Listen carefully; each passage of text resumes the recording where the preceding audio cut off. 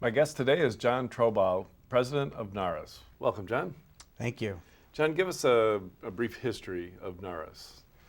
Narus as a company has been around for 10 plus years. It's a company that has some deep roots in looking at network traffic information, primarily back in the early days when deep packet inspection was thought to be a booming industry. And from there became very adept at understanding networks behavior, and packets and metadata information that transverses over networks. And today it's a company that focuses on data analytics, focusing on rich metadata out of the network and really applying that to cyber. And at one point, Narus was acquired by Boeing, right? Correct. Yeah. So one of the first, and oddly to me, few acquisitions from the defense aerospace business. Yeah, Boeing acquired Narus a little less than 3 years ago, and I think they've been very pleased with the acquisition, and we've been very fortunate to have a parent such as Boeing. They allow us to really focus on innovating, and our charter, as much as it's about advancing the commercial business, if you will, it's equally as important that we advance the overall cyber agenda. And how do we innovate and define and solve problems that have yet to even been thought about? Some of the things that we're showing here at RSA are technologies and machine learning algorithms that have been in work for over 5 years. And Boeing gives us the freedom and the flexibility to really innovate and try to change the industry, quite frankly. Let's talk about this now booming industry of security analytics, and usually based off of network captured traffic. And Narus was one of the early players. What gives you the competitive advantage today? Well, I think data analytics is going to happen. You know, it's interesting. Everyone talks about the Internet of Things. They talk about BYOD. They talk about what's the definition of a network border as it is today. You talk about that there's more data out there than people can actually sift through. But then when you get into the software and you start to look at the solutions that are out there, how many companies actually understand how to do that and what data analytics mean? I think with Narus, what we've been able to do is marry up, one, that we understand packets or network behavior, if you will, with advanced data scientists in machine learning. It's not scalable to store all packets out of a network environment, particularly with all the explosion of data that there is today. The real art is understanding what to use out of the packets to get to the answers that you need. And then I think the other thing too is to focus more proactively on thinking ahead on where things are going, or where the attacks might come from, and how do you accelerate time to resolution, which is another one that's a bit of it can be an overused buzzword we'll hear a lot here at RSA this year. But the reality is that getting ahead of that curve through advanced data analytics and correlating information from the source as opposed to correlating other people's events, I think is a unique differentiator for Narus. Give us some examples of how your customers have used Narus to help them with their security. Well, I think for us, we talk a lot about accelerating time to resolution, and we talk about the concept of contextualization. And contextualization to us is correlation of information. We've got some unique algorithms in our software platform that allow us to identify both mobile and network applications in real time as they're transversing through a network. We can parse that information as well.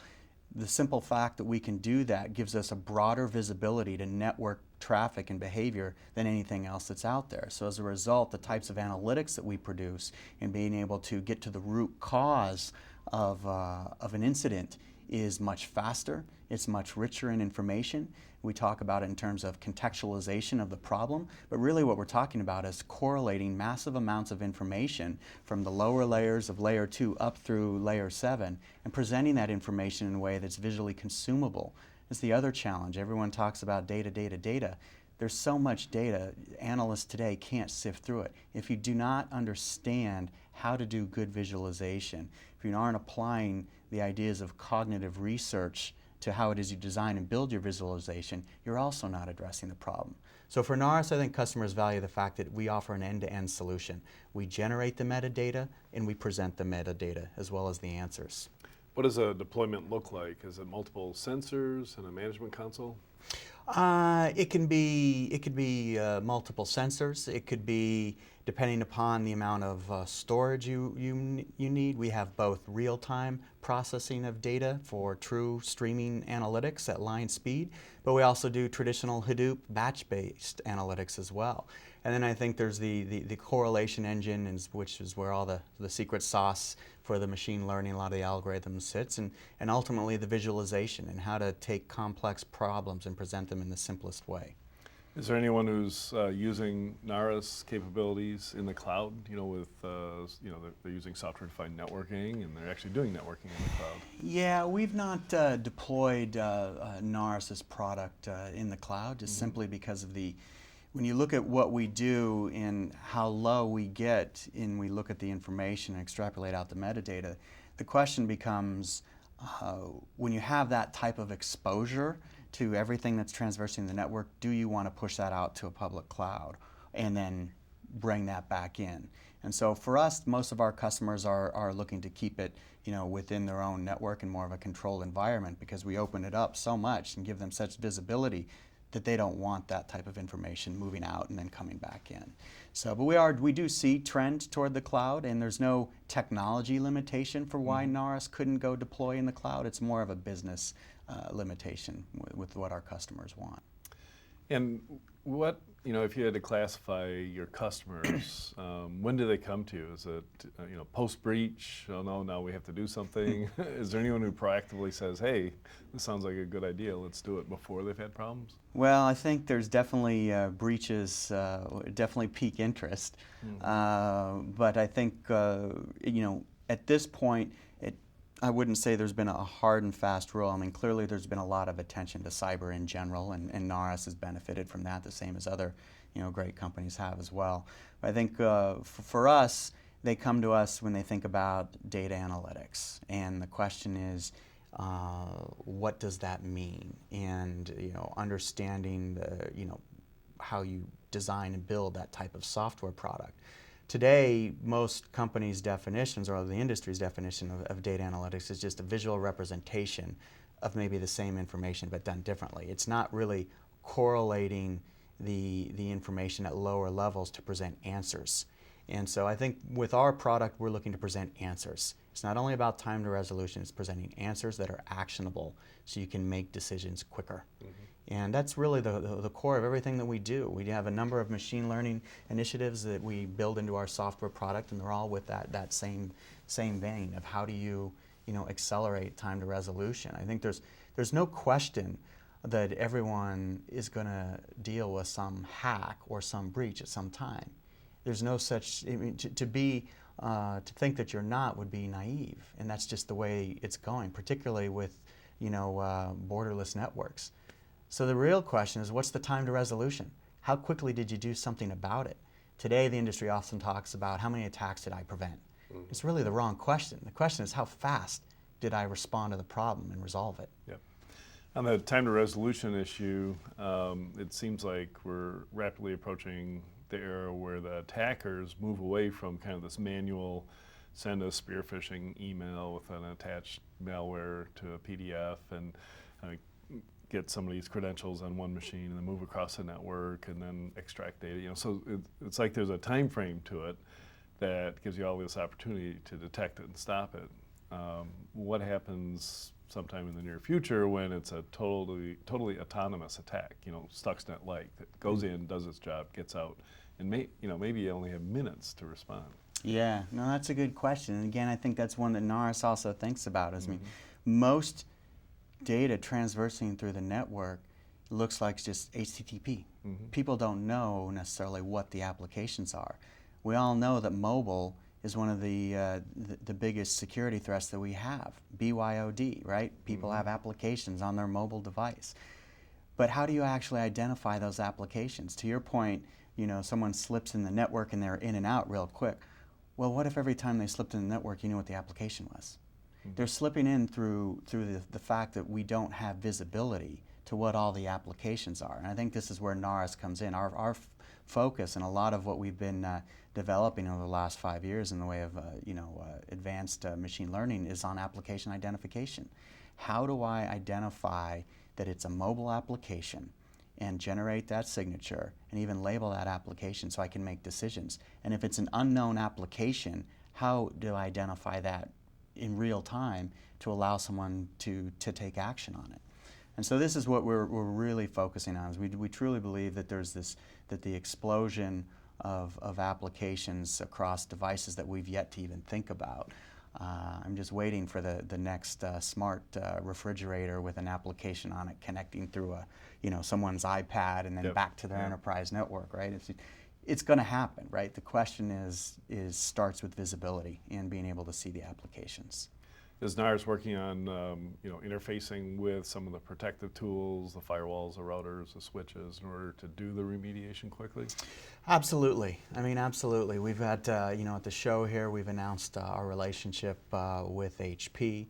We've also announced our relationship with IBM, and we're working with other partners in the ecosystem as well. I think, and again, this is one of our, being owned by Boeing, our charter can be broader. Our charter is to help the overall ecosystem be successful, and to the extent that we can take the innovations and some of the things that we do on our software platform in the way of application identification or policies and help push that to our ecosystem partners so that their products are better and stronger as well, only creates a better ecosystem for all of us. So it's absolutely a charter for us, and it's broader than just our commercial business.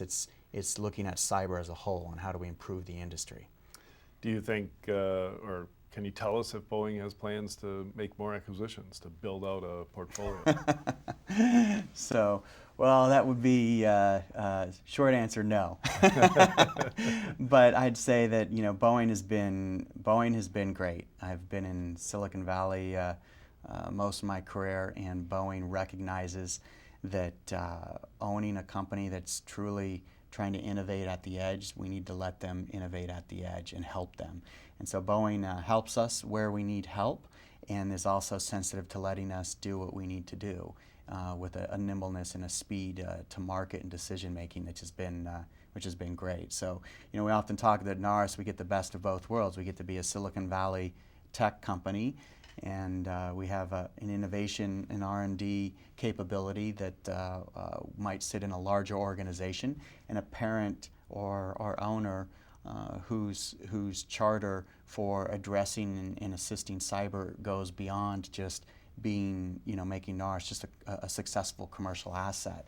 And so we have a good balance between innovation and commercial. And a good example of that for us is we have a Narus Fellows program with 14 plus different universities. These universities that we partner with do nothing but focus on advanced innovation around machine learning algorithm development, all with an application to cyber. And how do we push the cyber industry forward as a whole? And that's something that, being owned by a private equity firm or a venture firm in the Valley, we wouldn't have the opportunity to do that. And so the size of our data scientists team between what we have at Narus and our partnerships with the universities is significant, over a third of the company. And so innovation's key, and Boeing helps us do that. Can you speak to the acceptance of the advanced cyber technology that you're deploying in Europe and Asia versus the U.S.? So, Europe, we've not been as active in Europe recently. Most of our business we've been in North America. Well, obviously, Brazil, lots of interest with different activity in Brazil. And then Asia is recently picked up quite a bit for us as well. I think it's, for us, we look to stay more focused and move into each market kind of systematically. And Europe is high on our radar, and I think probably later this year, early next year, we'll see more activity in those markets. But today, as we move more and more into the enterprise market, North America and Asia are where we're focused. And part of that is also because we have the contacts. We have Boeing is very helpful to us as well as we move into markets and with their local offices. And so we collaborate closely with Boeing as well when we move into these new markets. Great. Thanks, John. Appreciate learning about Narus. Yeah, thank you.